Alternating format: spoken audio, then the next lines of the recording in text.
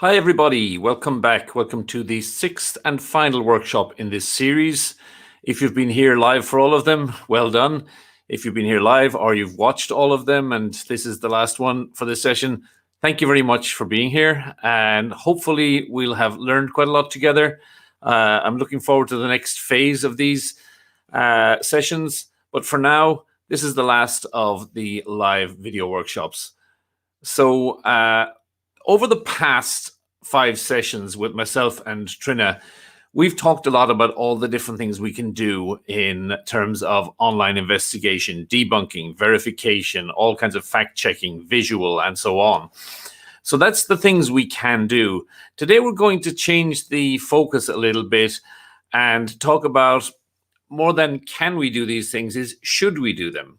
Because this is very much a new branch of journalism for a lot of people. There are a whole lot of new capabilities, and it's very easy to get really excited about it and try to leverage all of these tools, all of these techniques and services that we've now got access to. And when that kind of excitement kicks in, it's easy to let your judgment get clouded. It's easy to make mistakes because you're so excited to do something, you don't stop and ask yourself about what risks, what ethical risks there are going along with it. But before we go into that, I'd like to just go back quickly to our previous session, trying to talk to you about visual verification of locations, times, and so on. And we left you with a few little challenges. Now, I was a bit sneaky with the first one of these at least. And I did notice a couple of people jumped very quickly on the answer and didn't actually get it correct the first time round. But that's fine. That was part of the purpose of it, because you may remember in an earlier session, I did emphasize that you can very often be misled as easily by what you do know as by what you don't. So this was the one that I'm particularly referring to. In what country do you think this photo was taken? Now, I did notice a couple of people jumped straight into the comments and said straight away, Korea. And it's a reasonable assumption to make, because you may look at this and you may have recognized that on the bus there are characters in Hangul, the Korean alphabet or Korean writing system. And of course, you might think, great, got it, let's go. And you would have been wrong.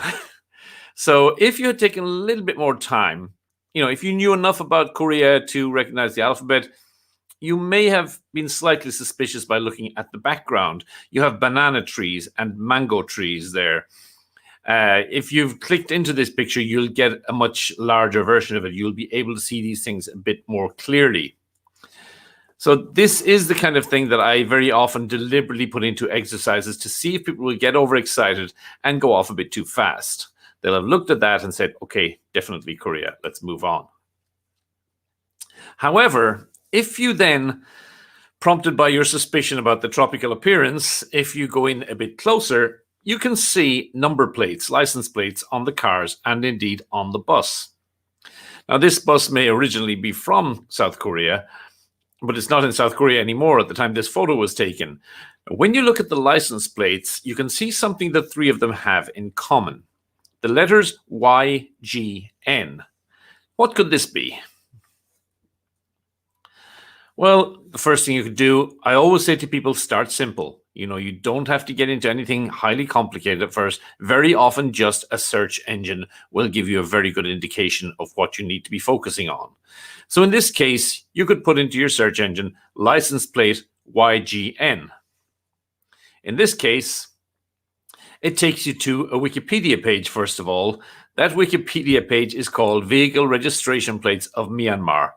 And Wikipedia has pages for these for every country. There are also more specialized websites that do similar things, and they will give you photographs. And if you look at this, before you even click into the Wikipedia entry, you can see some good descriptions there in the shortened version of it. The current plates contain a 3-letter regional code, such as YGN for Yangon, above a 6-character alphanumeric serial number.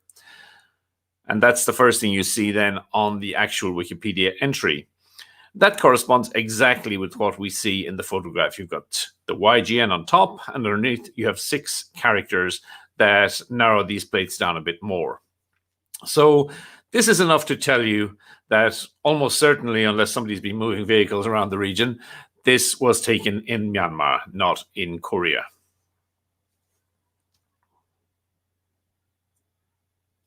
The next thing we asked you to do was establish the exact location shown in this video and the specific kind of things we're looking for. Here, you can see straight away just from this still, you can see it says police. Does that denote that this is an English-speaking country? Maybe, maybe not, because the same word is spelt in the same way in other languages also.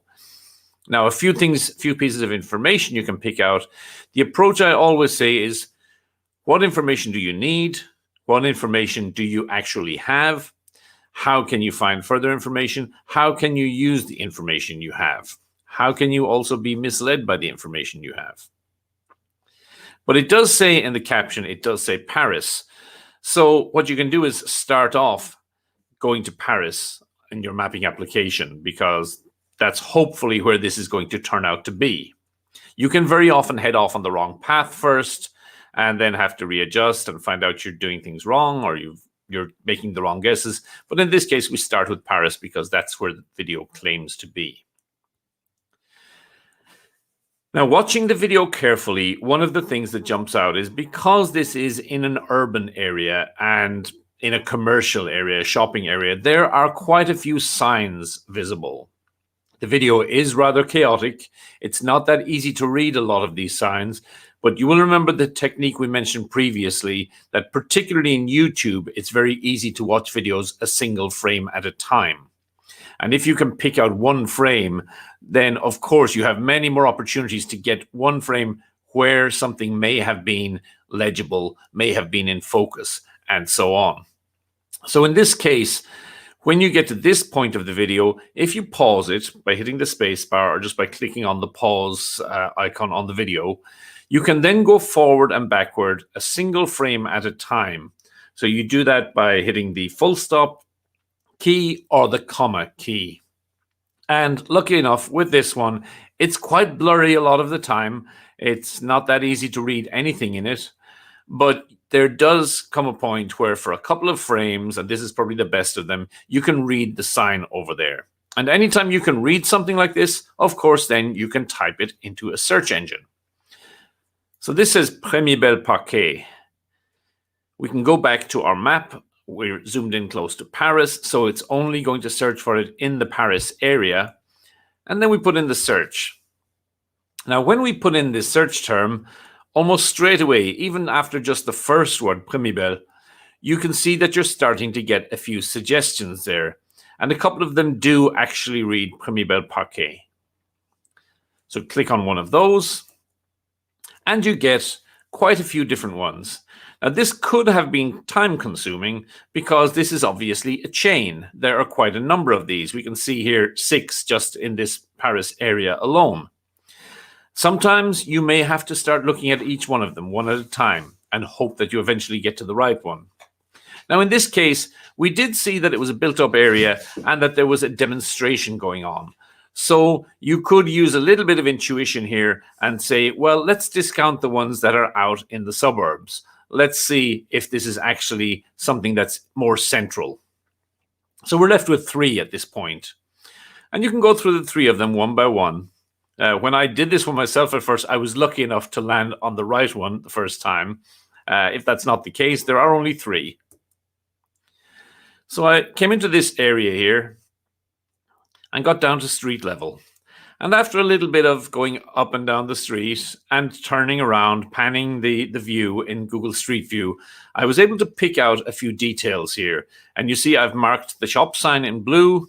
I've marked a rather distinctive door next to it, the blue door with the 2 round windows in yellow. And above it, a line of windows that should be quite distinctive also. Now, something that Trina mentioned the last day was that you're not just looking for objects, you're also comparing spatial relationship between objects. And that can be helpful in cases like this, where you have numerous outlets of this chain around the city. You want to find one where there is more than one point of identification or one point of correspondence. So you'll see the blue, yellow, and red things we have marked here. We'll then go back to the freeze frame of the video. and there are exactly the things we're looking for. Now, at this point, you're saying you've got the sign there, you've got the distinctive door, you have the windows, which are the same above it. This is too many points of correspondence for it to be coincidence. This has to be the correct spot. And indeed, if you do go back to the street view, you will see the pedestrian crossing there. You'll see that white bollard over on the right of the video frame and several other things. And you can really confirm with absolute certainty that this is in Paris and on that particular street. The next thing we asked you was a very basic shadow analysis question, just looking at this satellite view and trying to figure out, was it captured in the morning or the evening? Was it captured early in the day or late in the day? So the first thing you're thinking in is, what kinds of information do I need to confirm this? And there are three basic things that you need to know if you want to make this analysis or this evaluation. First of all, what is the actual orientation of the map you're looking at here? Now, in this case, it is oriented north-south. And if it's not, you can just click on that icon that I've marked with the yellow arrow there, and it will turn to orient north-south. So what direction are those arrows facing? They're facing, or those shadows, I should say, excuse me, those shadows are pointing to the northwest. Now, of course, in order to cast the shadows to the northwest, the sun must be in the southeast because it's casting them past the buildings. Then where are we? The map tells us we are in Dubai. Dubai is in the northern hemisphere. The sun is now in the southeast when this picture was taken. Therefore, this picture was taken early in the day, sometime between morning and noon. Now, that's a very basic shadow analysis. Trina did mention to you the last day a tool called SunCalc, which allows you to make much more detailed and accurate evaluations of what time shadows were cast. And we won't go into that today, but it's something that if you are interested in, we could possibly talk about it in the clinic hours later. It does allow you a lot tighter time frame when you're looking at shadows and deciding what time the view or the image was taken. So I hope those weren't in any way confusing. If they were, remember you can attend the clinic hour later, or you can contact us. And if we find that several people are contacting us with similar questions, we'll make sure to mention that in the clinic so that everybody gets the best information possible. So to move on to today's topic, as I said, we can get overexcited. We can sometimes let ourselves get carried away and perhaps not be as ethically careful and rigorous as we might otherwise be. This was a private message somebody sent to me in Twitter some time ago. And I think, well, I hope that you can quite quickly identify the possible ethical compromises involved here. And they sent me a link to a blog post, and it says, "How I leveraged OSINT, open source intelligence, to find my crush who disappeared a decade ago." And then said, "Hey, bro, please check out and give me your insights." The blog post is no longer online. The tweets that were drawing attention to it are no longer online, because I think the person realized quite quickly that it wasn't really the kind of thing that you should be openly using these skills for, or encouraging people to use these skills for. The original blog post, I looked at it, and the skills were quite impressive, and it was comprehensive, it was rigorous. The person used the techniques of open source intelligence quite skillfully. But of course, what they were actually being used for is not the kind of thing that we would hope they would be used for. Searching for people, this almost entered the realms of stalking, because if you're searching for a private individual without their permission like this, it's not exactly the best use of these skills and abilities. Like I say, we are always looking for new ways of doing things, new things we can possibly do, new techniques and tools and so on. And we need to slow down always. And when we find out that we can do these things, or maybe even before we find out whether we can do these things, we should always be asking ourselves, should I? is this the kind of thing that I, as a responsible and professional journalist, should actually be doing? And I'm going to split it into two basic themes. The first one being the actual the process of investigation, of actually looking for the information in the first place. And then we'll talk about the reporting that you do on the back of that. Now, when you're investigating people online, there is an awful lot of information out there, and how you go about gathering it will determine how ethical you're being to start off. First of all, we talk a lot these days about OSINT. I've even used the name for my website, OSINT Essentials. And there's quite a bit of variation in the ideas of what constitutes OSINT, or open source intelligence. Now, intelligence is the first thing that, people disagree on whether a lot of this stuff can actually accurately be described as intelligence. Traditionally, I would say no, because if you look at the term intelligence in a dictionary, there's general consensus in dictionary definitions that intelligence, in this sense, is a military term, or lesser so a political term, but it's about gathering information to help achieve military and a bit less so political aims. Now, that has changed, and we have to accept that it's not just the military, the intelligence, the spying services and political parties and so on who can do this kind of thing now. There was a very popular documentary that came out last year showing people hunting down somebody who was killing animals and who eventually moved on to killing people. I won't mention the title just now, but that showed ordinary people a dozen years ago using a lot of the skills and techniques that we've been talking about over the past couple of weeks. So it has brought increased possibilities. In many ways, that's a really good thing. It is a kind of a democratization in some ways of information. It doesn't make it as privileged, but it also does bring increased risk, and I would say moral hazard, ethical risk, or whatever. Because, we all have this impression of the military and intelligence environment as being a rather lawless environment. Of course, yes, they have their own internal rules and their standards and so on. But I think if you were a military or intelligence person and you thought, well, this is crucial to, let's say, national security or something like that, but it does involve a slight ethical compromise, I think all of us would be, let's say, cynical enough to say that they may bend these rules, they may just ignore them from time to time. And whether that's 100% accurate or not, it is the impression that a lot of the public get, and they then find themselves making judgments on how important information is and whether they would then be justified in acting in a similar way. Whatever about the disagreements about the term intelligence, there is more disagreement, I would say, about what constitutes an open source, or at least I've seen quite a few healthy and vigorous arguments about it in online forums. So what do we accept as being an open source? I think none of us would argue that official documents put out there publicly, published for the public to consume or to see, are absolutely an open source, because the whole point of publishing them officially is to make them available openly. How about, though, documents which were accidentally made public? Yes, they're in the public domain, but were they put in the public domain consciously and deliberately with the aim that the public would be able to view them? Then things like private citizens' social media, and we will look into this in more detail over the next few minutes.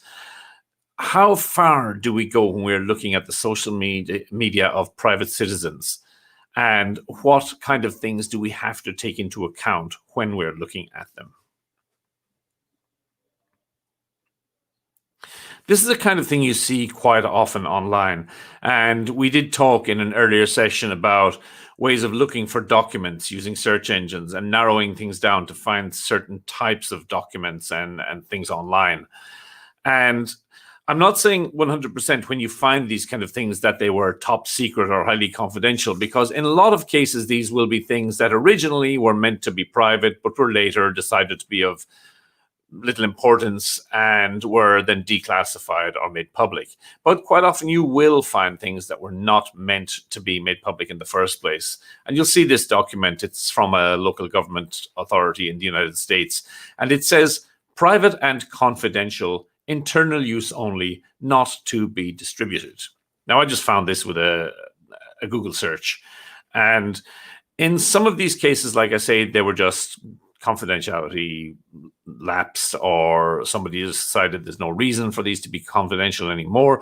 But in some cases, what happens is people in organizations or companies and so on want to store a document somewhere, and they think, well, we've got loads of space on our servers, on our domain, and I'll just store it on an unpublished page on the website, or not an unpublished, but a page I think is unpublished. What happens quite often is these are stored in such a way that they are actually visible to the public. You just have to know how to go looking for them. And most of the time that will be harmless. There won't be any damage done by this. But I have seen things like medical records, lists of passwords, and other things like that left open online unintentionally. So when we stumble across or otherwise find these things as journalists, do we regard them as open source? Yes, they are in the public domain, and normally our understanding would be, well, then they're open source. But they were not meant to be.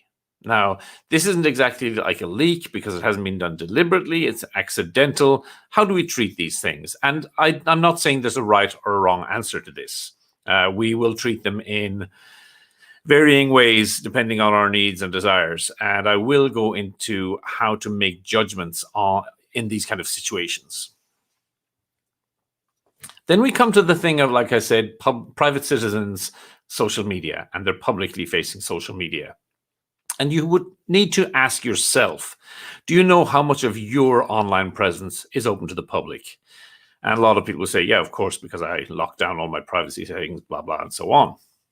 Are you absolutely certain about that? I've seen many cases where you can walk into a room and say to people, do you think there's much information on you available online? And people will confidently say, no, I keep everything tight. And within a few minutes, you're showing them all kinds of things that they did not realize they had made public. So again, this is a case of, let's call it self-leaking or whatever, where you have accidentally put something in the public domain. Do we as journalists regard that as something that we can take to be open source information? Certain things are definitely not open source. And I think anytime you acquire information by hacking or compromising a source, anytime you mislead people, deceive them, or misrepresent who you are, what your purposes are, and so on, I don't think we can regard this as open source. And hacking is a word that I don't like to use that often because I think it's really overused. What's very often described in excited headlines as something being hacked very often is just the result of very bad security, where somebody has left themselves logged into a public computer or gone up and gone to the bathroom and left their screen unlocked. So very often I will call those kind of things compromised rather than hacked. And there are also situations when I talk about misrepresentation or deceit or subterfuge and so on. I'm talking about things like, you may be familiar with the term social engineering. And social engineering sounds like a very scientific term for what basically involves lying. So leading people to believe that they should be giving you certain information or certain access. I think it falls under the same umbrella as hacking in some ways. It's just not as technologically advanced, let's say. It can be as easy as somebody calling you up saying, this is the help desk, we have a problem with your work email, can you give us your password so we can log in and check it for you? And somebody says yes, and then the social engineer has what they need. But any of these kind of approaches, you should not be regarding these as open source. Then there are questionable practices. And you will see, I say at the bottom here, be aware of relevant local laws. Now, if you're working in a media organization that has a legal department, I would say absolutely talk to your legal people about these kind of things, because depending on the jurisdiction in which you operate and the jurisdiction in which the information you're looking at emanates from, these things may be more or less legal or proscribed. So things like email tracking, I'm talking about tracking pixels or read receipts, where you can send somebody an email and you can know whether they've opened it or not. Now, I have an add-on on my browser that allows me to see when emails have these kind of this kind of technology in them, and actually blocks it so people can't see when I've opened an email. And of course, I have no wish for them to see these things. So email tracking is certainly questionable. In some places, it is not allowed. And the bulk of the legal opinion I have seen under the GDPR in Europe suggests that it is not legal under the European privacy laws. Then there are things like public naming. And we've talked before about the usefulness of crowdsourcing. And sometimes you'll put a name out there and say, does anybody know about these people, and so on. But this is a very, very risky thing to do. And it can very quickly go from crowdsourcing into the realm of what's called doxing. Some of you may be familiar with the term. Doxing is putting somebody's private information, such as their address, their phone number, contact details, so on, out in public. And it can be a very dangerous practice, because you can get the wrong person. And there have been terrible cases of this happening. There was a terrible story in the aftermath of the Boston Marathon bombing, where a young man was missing. Some people falsely identified him as one of the suspects, and his family went through a terrible time. More recently, also in the United States, following the attack on the United States Capitol in January, there was a guy who was publicly identified as being one of the people attacking the Capitol building. And it turns out he was in Chicago at the time, shopping with his wife, and had a very good alibi. So you really need to be careful about these kind of things. Even if you don't leave yourself open to legal action, you could be putting somebody to an awful lot of trouble unnecessarily. Then trawling social media accounts. Yes, it's a very common practice for us if a major newsworthy event takes place, that we try to look at the social media of the people who may have been involved. But how deep do we go? Do we look at somebody's last 20 posts? Do we look into their friend lists? Do we look at who their family members are? Do we then click on their friends and family members and look through their accounts for information? And at what point do you stop? Because you can go deeper and deeper and broader, and before you know it, you're privy to a whole lot of information, most of which will probably be useless. So it's something to be careful about, and not to get too excited and carried away with what you can do again. So there will be these gray areas. And when you come across an area where you're not certain whether what you're doing is strictly speaking ethical or not, you have to ask yourself, how far can you go, and how far should you go? How are you going to make these decisions? There's never going to be a one-size-fits-all solution to this, but I've tried to narrow it down and given you a few things to focus on that should help you come to the best possible decision if you do find yourself in such a situation.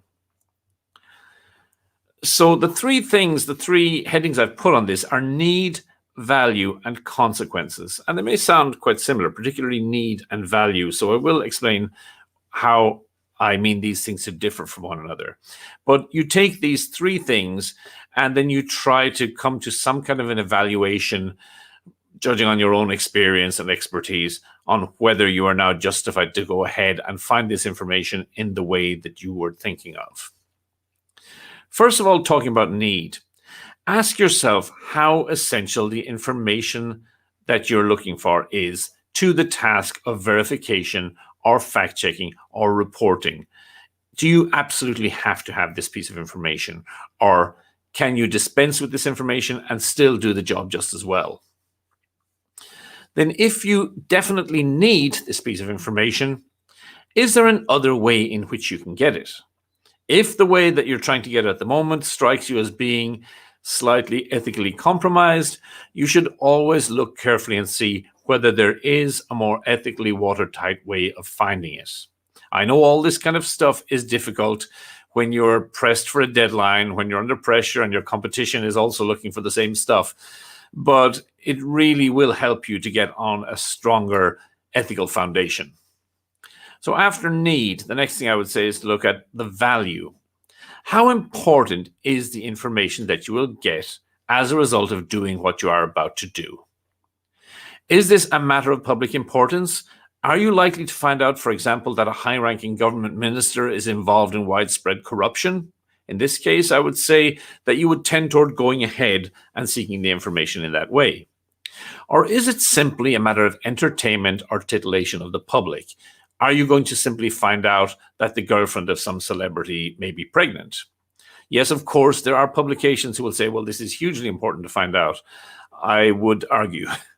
And so I would definitely lean toward the former situation that I mentioned. If it's something of overweening public importance, then maybe you can lean a little bit further in the direction of continuing.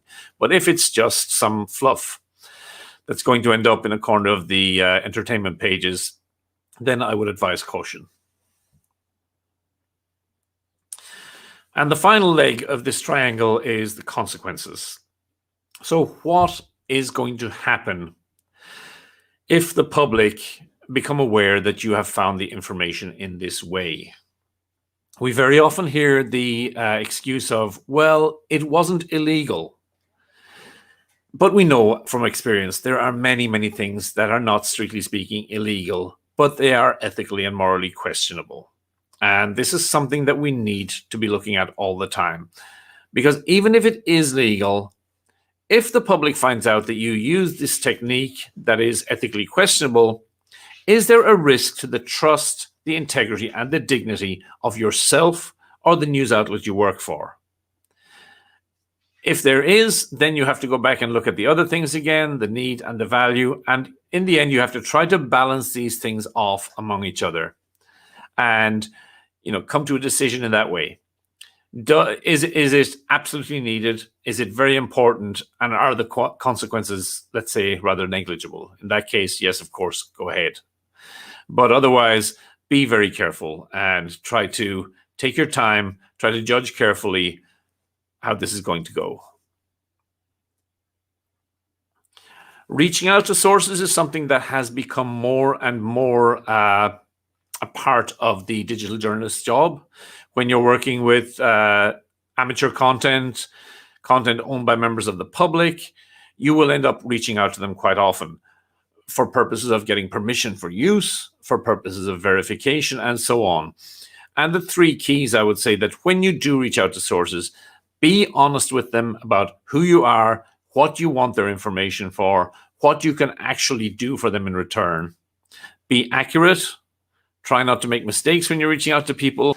And of course, be respectful and courteous to members of the public.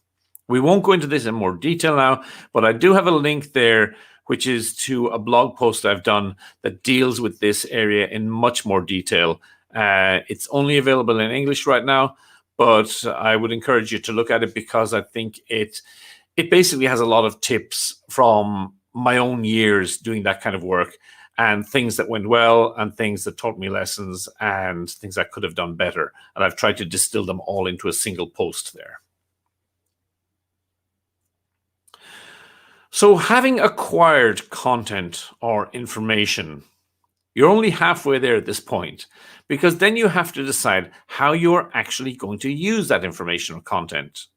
And this can be another ethical minefield, because we have seen over and over again news outlets making mistakes and using things in ways that maybe a few years ago, before the advent of this hurried approach where everything has to be seconds ahead of the competitors and there's this torrent of information online constantly, that maybe people wouldn't have done things in such a way a few years ago. Now there's more pressure, there's more information, there's more room for error, there are more errors we can make, and so on. So we have to be very, very careful in how we use the content or the information that we acquire. What kind of things am I talking about? Well, first of all, this is something that I've heard far too much of in media and tech circles. And it's a slightly arrogant approach, I have to say, to put it mildly, that the public are fair game. And I've heard people say almost literally this: if they're too dumb or too lazy to read terms and conditions, that's not our problem. Now, I'm sure all of you here, every time you've signed up for a platform, you've always read all the terms and conditions and fully understood them. Or maybe not. Here's Spotify's terms and conditions. I have no particular beef with Spotify because pretty much everybody else produces something similar. But you sign up to these platforms, and I'm pretty sure nobody ever reads all of these. Maybe lawyers do, I don't know. But they're ridiculously comprehensive and often in the kind of language that a member of the public will not find easy to understand. So you don't have to answer me, but answer yourself as honestly as you can. Do you use online services? Well, quite obviously you do. You're here right now. But when you sign up to online services and platforms, have you ever fully read terms of service? Now, I'm somebody who works in this field. And if I'm to answer this honestly, the answer to part 2 there is no. I have never fully read terms of service, and I have signed up to multiple platforms, so many. There could be anything in there that I'm unaware of. This is a rather interesting website. It's called Terms of Service Didn't Read. I look at it from time to time, and you can see their lead line there is, I have read and agreed to the terms, is the biggest lie on the web. Because we all click on that, don't we? We say, I've read and agreed to the terms. So this website is quite interesting. It addresses most of the major websites online, from news to social media platforms and media and so on. And it evaluates them. It evaluates their terms of service. And you can see here again, Facebook, Wikipedia, Reddit, Amazon. I'm not picking on them. They're just the first ones that come up on the website.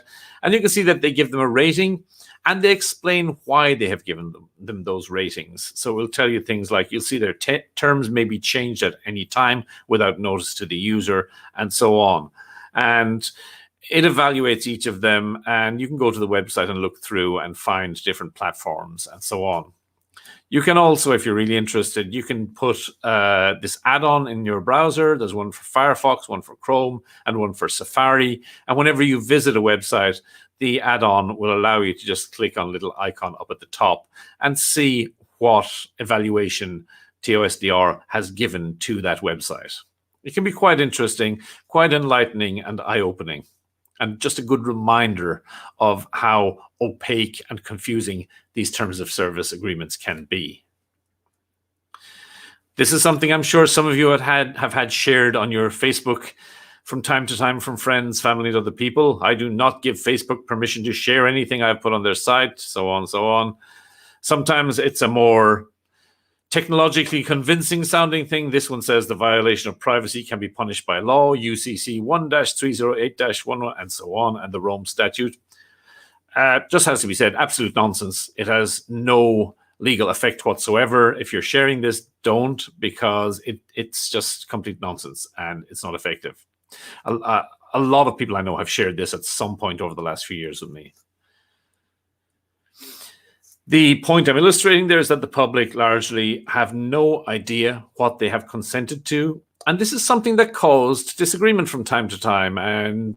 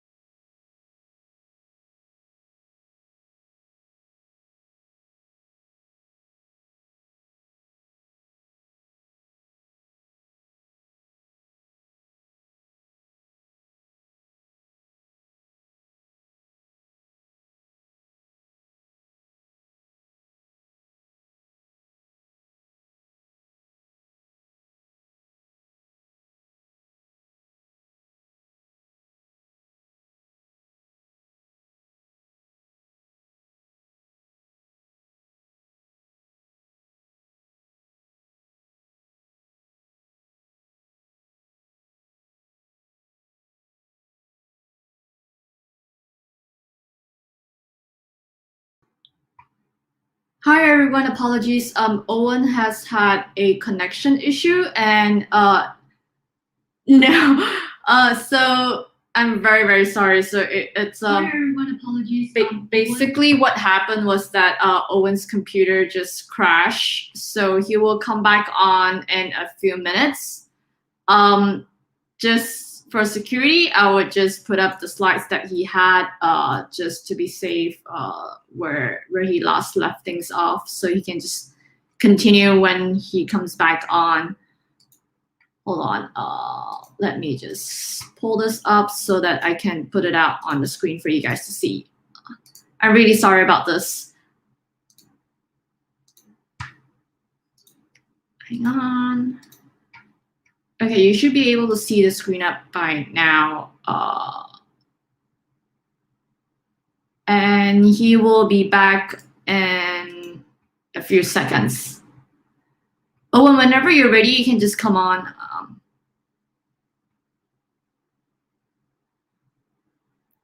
I will remove myself from the screen and I'll come back on during the Q&A. I'm so sorry, guys.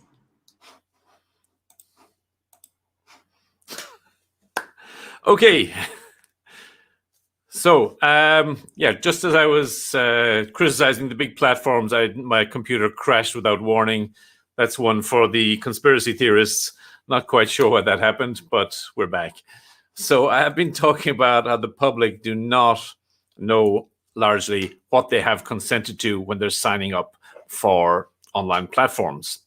So it's rather unfair if we as journalists then believe that we can just take their information simply because they haven't read the terms of service properly. What I was saying just before I disappeared was that when I worked in a news agency, when I worked for Storyful News Agency, this did often lead to not disputes, but sometimes misunderstandings with members of the public, because one of our clients would embed a piece of content or whatever, and somebody would say, "Oh, you've contravened my rights. I've never allowed anyone to use my content." And you didn't want to just say to them, "Well, you did, because when you agreed to the terms of service, you did agree to this, whether you know it or not."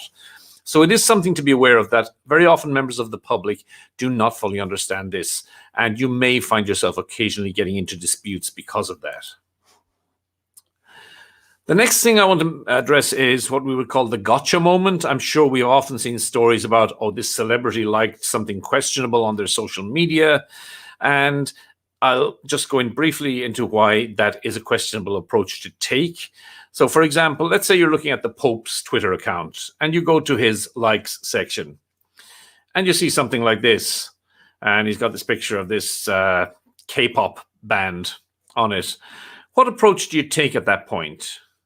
Do you do something like this? K-Pope, Vatican head, let's slip that he's a Blackpink fan. And do you run a story with this to get clicks and eyeballs and whatever? This is not, by the way, a real report from The Sun. It's just something I made up for the purposes of illustration. Or do you ask yourself, could that have been an accident? Now, some of you may, like me, be looking some days through Instagram, and if you're on your smartphone, you maybe want to look at a detail in the picture. And just by habit, what I do sometimes is I double tap on my screen to zoom in on the picture. Of course, if you double tap on your screen on Instagram, it registers as a like. And I'm sure, usually I notice and I unlike it again, but I'm sure there are multiple photos online that I've put likes on when I was just actually trying to see the photo a bit closer. The other question you need to ask is whether that person was in control of their account or their device at the time. And I know we're quite cynical about this defense of my account was hacked, but it's something that it's very hard to prove that it wasn't. So something to watch out for, and not to jump to conclusions just because you see something occurring on somebody's social media account. This is a website, an Instagram analysis, let's say, website that I saw an actual journalism website directing people to, saying that it was one of the most useful Instagram tools. And I'm always interested when there's something like that. I will always check out and see, oh, what's this new tool we could be using? But I will never actually introduce it to my groups or trainees or anybody without checking it myself first. And the easiest way to check these things is to use them on one of your own accounts. So I looked at this one, search users, Instagram user search, and I put in my own personal Instagram account. And I was quite surprised to find that this is what it said my recently viewed users were. This is what it said my recently viewed posts were. There's a bit of a theme going on here. Don't think less of me suddenly, because this did not seem to make sense to me. And I thought, well, let's check some other people. So I thought, well, Deutsche Welle News, very sober and professional news outlet here in Germany. What were their recently viewed users? Oh, rather similar to mine, aren't they? Recently viewed posts. Again, who else could I check? Well, let's check Angela Merkel, the leader of Germany. What's she been looking at on Instagram? Recently viewed users. Recently viewed posts. A bit of a theme emerging here, I think you might see. And then, of course, just because I picked on them already, let's go back and have a look at what the Pope has been looking at on Instagram. And so far, so papal. But as we scroll down, we get to his recently viewed users and his recently viewed posts. And again, exactly the same stuff.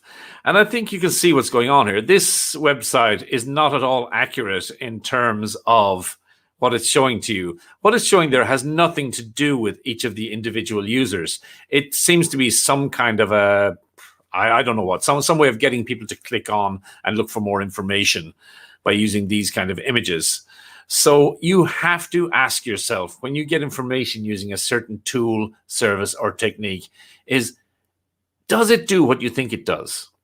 I've seen some huge mistakes made by media and by others, by academics as well, because they have been relying on a tool and the information that they're getting from that tool is not accurate in the first place. So make sure when you're using one of these tools, if it's throwing up strange results, do try to test it by running it against one of your own accounts or some account that you are familiar with, so that you have some kind of a control, some kind of a way where you know what to expect. And if it doesn't turn out as what you expect, then clearly it's possible something is wrong and you need to stay away from that tool. You need to find an alternative or whatever. So watch out. Do not, again, it goes back to that thing of being misled by what you know, or in this case, being misled by what you think you know. So always watch out, because it's a bit of a trap, and automated solutions do come with dangers and should come with a warning. So can you trust the outcome? Can you trust what this is telling you? And the last thing I would say is that, we are all being encouraged by our media outlets, our employers and so on, to be active on social media, to draw more eyeballs, to leverage our credibility as journalists to help the publication. Now, social media, I don't think there's any way of getting away from that. It is publishing. Whatever legal definitions are out there, if you put something on social media and your account is public facing, you are publishing that piece of information or content. Even if your account is not public facing, there's still quite a possibility that somebody who has access to it, somebody you have approved for your password protected Twitter or whatever, there is always a possibility that somebody will screen grab what you're posting and put it out there. So while you might not be deliberately publishing, you could very well end up being published. So if you have some piece of information or content and you would not put it in a story that you are publishing, think of those situations where you go into your place of work and you do something important and you run it by your legal team. What would they say? And if you think that they would say, no, we're not publishing this, then don't put it on public social media. You're just putting yourself in a situation where you could end up in trouble, where you could end up reflecting badly on your employer with all the secondary trouble that would come from that. So please always regard your Twitter, your Facebook, your other accounts as being a form of publishing. Now, over the past couple of weeks, we have talked about a lot of techniques, a lot of services, a lot of ways of doing a whole lot of the kind of things that we previously may not have been able to, or at least not on this scale. It should, our hope at least, is that it has given you increased abilities, increased skills, increased access to information. And don't forget that, as Spider-Man says, with great power comes great responsibility. This is also probably a little bit of misinformation. This saying did not originate with Spider-Man, but because it was used widely in the movies and comic books, people very often associated with this particular superhero. So when you're out there being a superhero, make sure that you are taking responsibility for the things that you are doing and for the powers that you are exercising. Now, we have a little questionnaire here for you. and I would like to find out what you think about these kind of things. I've set a few questions. They're more of a thought exercise than anything else. It's not very scientific. There are obviously variations on the situations there that may make your answers be a little bit different one way or another. But I think it's something that should help us sharpen our thinking about some of the ethical situations that we may face as journalists. So I would really appreciate if you could give answers to these. We may come back and look at the results to it later in the clinic hour. But I think when you're looking at these questions, also, it would be interesting if you think to yourself, is the answer I'm giving now in any way different to the answer I would have given 1 hour ago before we started this workshop? And if it is, then that's good. It means you've changed your thinking about being slightly more ethical with the way you go about gathering information. So please do your best to go through these questions. There are just 4 of them, and we'll have a look at the answers later. So again, as usual, if you have questions about the logistics or anything here, you can email the organizers. You can contact me on these details on the right here. That's my email. That's my personal Twitter account. Twitter is very often the quickest way to get hold of me. The direct messaging function is open, so you do not need me to be following you for you to direct message me. I should see it quite quickly. And if you have questions, please always feel free to reach out to me. This doesn't finish when we end the workshop today.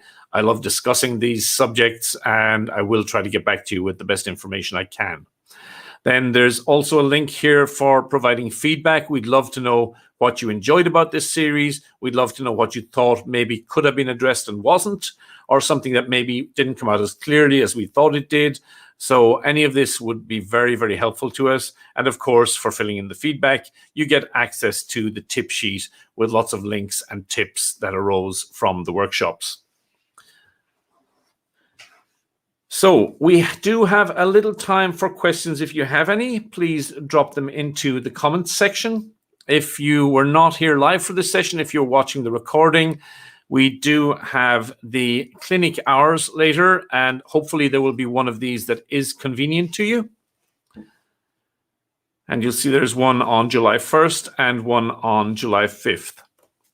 Now, while we're waiting to see if there are any questions for this, I may ask Trina to come back in just in case she has anything she would like to address before we wrap up.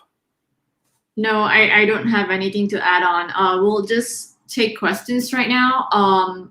And since this is the last of the workshop series, I hope if you have been attending, please do ask questions. Otherwise, we'll only be able to see you during the clinic hour next month.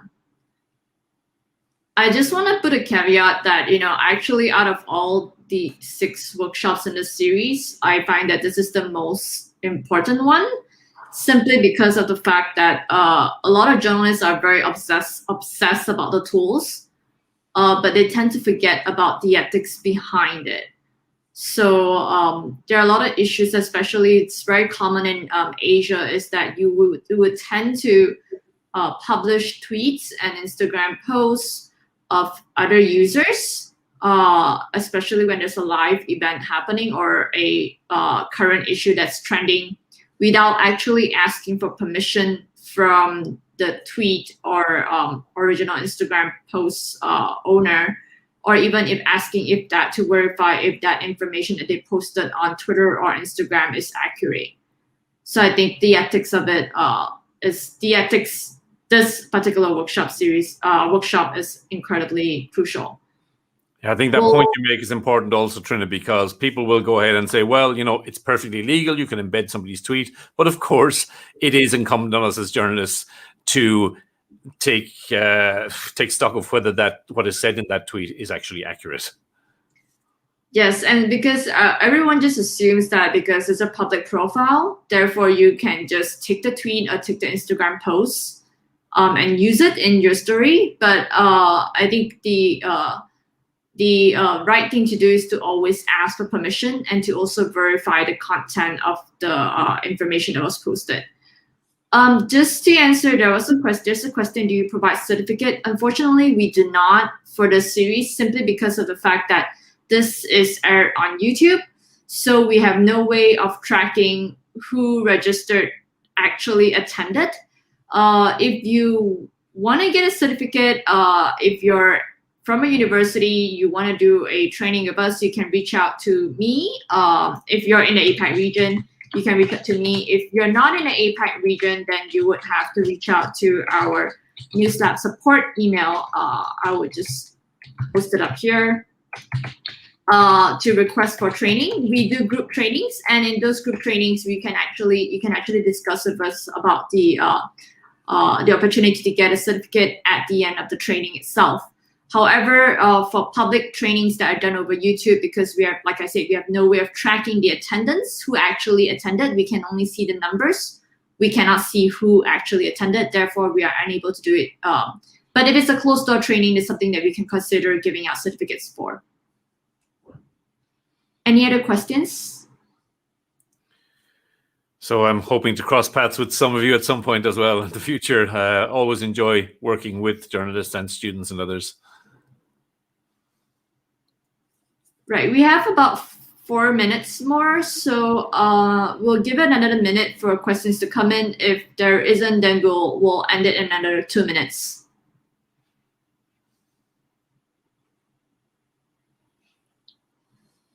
Oh, just as a reminder, another reason, if you heard this last 2 days ago, I'm going to repeat again, because why feedback forms are important, simply because of the fact that whatever that you suggest, we actually do read it, and we do come up with ways to improve our future upcoming workshops.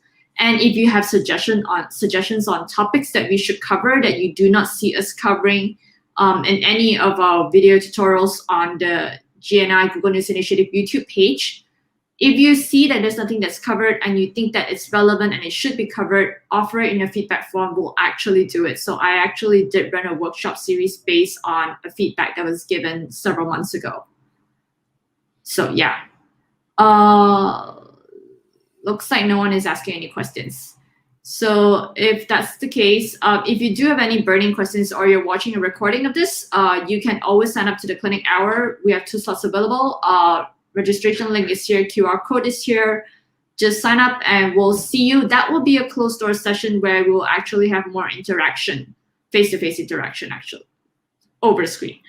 Well, anyways, thank you everyone. We'll see you hopefully during the clinic hour. If you're a student, keep in touch, because we'll email you in another 1 or 2 months time with our next phase of this campaign for the Google News Initiative University Verification Challenge. Take care. Thank you very much. See you soon. Bye.